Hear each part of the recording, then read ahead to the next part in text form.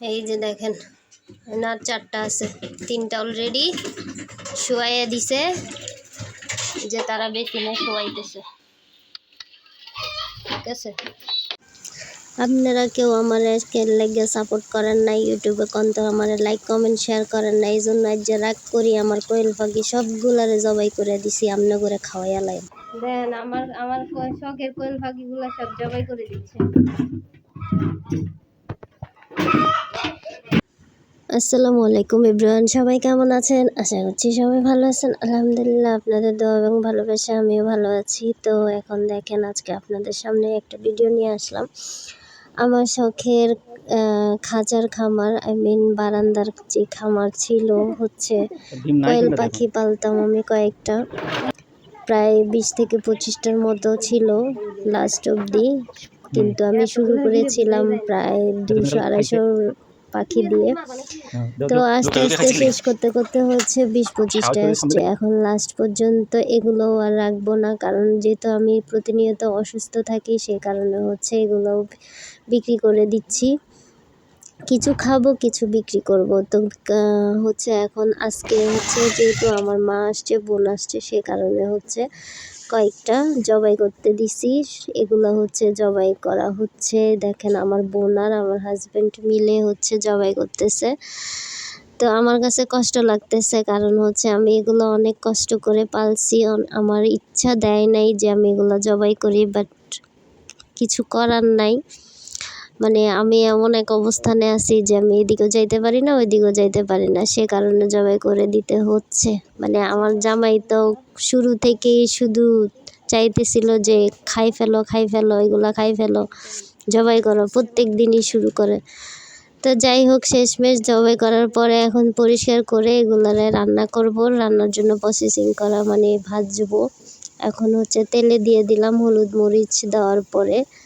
ঠিক আছে, এখন এই যে দেখতে পাচ্ছেন, এগুলা থেকে সবগুলোতে ডিম ছিল, যেহেতু এগুলা সবগুলা ফিমেল, শুধু একটা পাখি ছিল হচ্ছে মেল, আর বাদ বাকি সবগুলা ফিমেল ছিল। তো একটার হচ্ছে একদম মানে বিকালে পারতো ডিম, এরকম একটা ডিম পাওয়া গেছে।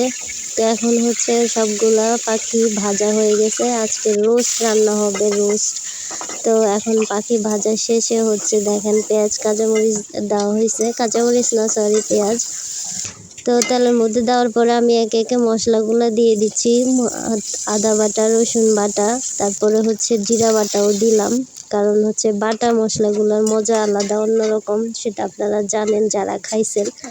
তো এখানে আমার বোনও আমার সাথে হেল্প করতেছিল, ও হলুদের গুঁড়া, মরিচের গুঁড়া, লবণ টবণ দিয়ে দিচ্ছিল।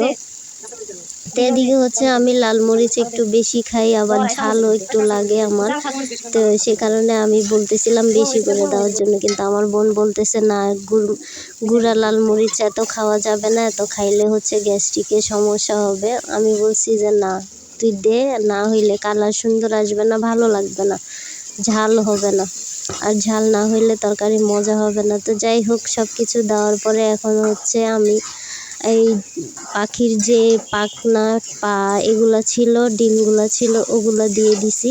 ওগুলা দিয়ে ভালো করে নাড়ে চেড়ে কষাই নিতেছি। এখন দেখেন কষানো শেষ, মশলাপাতি সব কিছু। এখন একে একে আস্তে আস্তে পাখিগুলো দিয়ে দিচ্ছি আগুনের মধ্যে।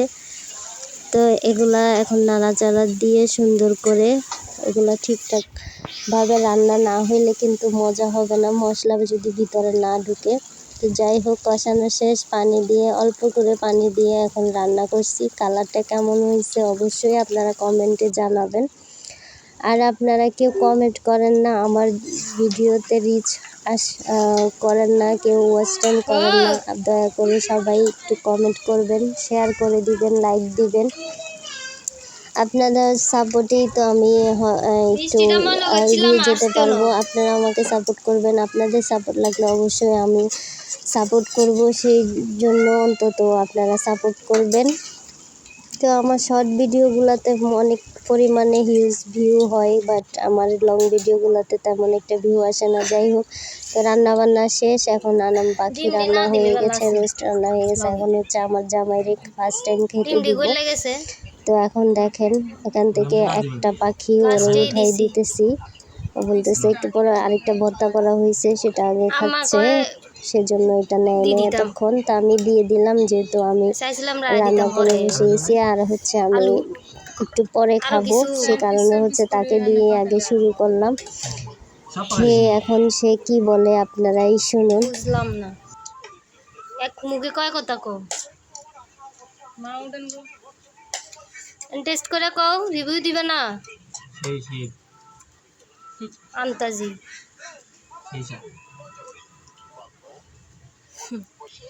তোমার লাগে বলি গোসল করতে যাই নাই, তোমার পথ বেশি যে